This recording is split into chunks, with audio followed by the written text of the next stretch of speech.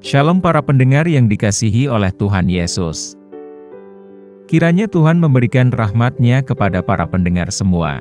Sebentar lagi kita akan mendengarkan pembacaan Alkitab audio dalam versi bahasa Indonesia sehari-hari. Siapkan hati saudara. Lukas pasal 10. Yesus mengutus 70 murid. Kemudian daripada itu Tuhan menunjuk 70 murid yang lain, lalu mengutus mereka berdua-dua mendahulunya ke setiap kota dan tempat yang hendak dikunjunginya. Katanya kepada mereka, tuaian memang banyak, tetapi pekerja sedikit. Karena itu mintalah kepada Tuhan yang empunya tuaian, supaya ia mengirimkan pekerja-pekerja untuk tuaian itu. Pergilah, sesungguhnya aku mengutus kamu seperti anak domba ke tengah-tengah serigala. Janganlah membawa pundi-pundi atau bekal atau kasut, dan janganlah memberi salam kepada siapapun selama dalam perjalanan. Kalau kamu memasuki suatu rumah, katakanlah lebih dahulu, damai sejahtera bagi rumah ini.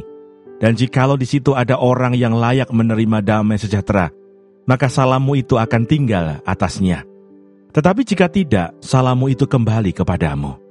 Tinggallah dalam rumah itu, makan dan minumlah apa yang diberikan orang kepadamu. Sebab seorang pekerja patut mendapat upahnya. Janganlah berpindah-pindah rumah. Dan jikalau kamu masuk ke dalam sebuah kota, dan kamu diterima di situ, makanlah apa yang dihidangkan kepadamu, dan sembuhkanlah orang-orang yang sakit yang ada di situ, dan katakanlah kepada mereka, kerajaan Allah sudah dekat padamu.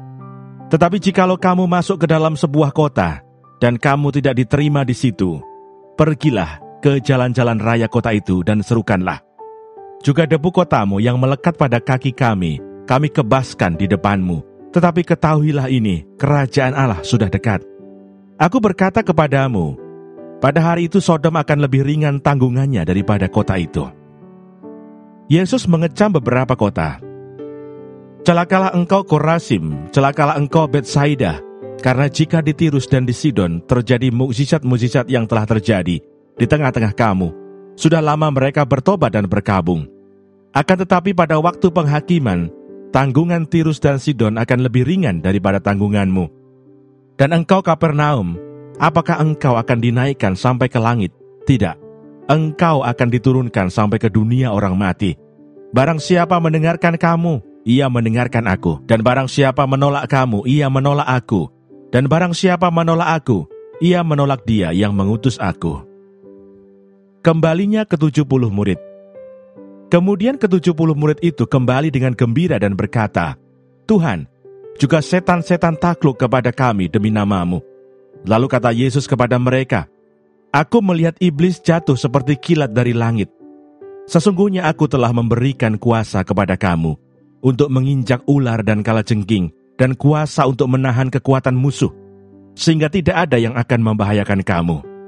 Namun demikian janganlah bersukacita karena roh-roh itu takluk kepadamu, tetapi bersukacitalah karena namamu akan terdaftar di surga. Ucapan syukur dan bahagia. Pada waktu itu juga bergembiralah Yesus dalam Roh Kudus dan berkata, Aku bersyukur kepadamu Bapa, Tuhan langit dan bumi, karena semuanya itu Engkau sembunyikan bagi orang bijak dan orang pandai, tetapi Engkau nyatakan kepada orang kecil. Ya Bapa, itulah yang berkenan kepadamu.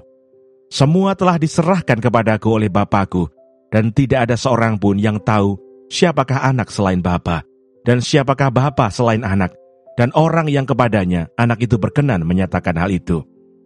Sesudah itu berpalinglah Yesus kepada murid-muridnya tersendiri, dan berkata, Berbahagialah mata yang melihat apa yang kamu lihat, karena aku berkata kepada kamu, banyak nabi dan raja ingin melihat apa yang kamu lihat, tetapi tidak melihatnya, dan ingin mendengar apa yang kamu dengar, tetapi tidak mendengarnya. Orang Samaria yang murah hati.